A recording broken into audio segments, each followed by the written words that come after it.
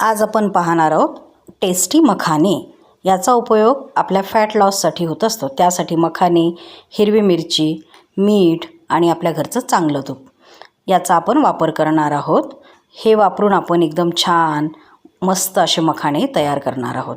त्यासाठी आपल्याला पॅनमध्ये ते तूप, मिरची, मीठ आणि हे मखाने असे टाकून आपण ते एक जीव मिक्स करून घेणार आहोत। त्यांना छान कुरकुरीत होईपर्यंत आपल्याला ते गॅसवर मध्यम आचेवर एकदम परतवून घ्यायचे आहेत।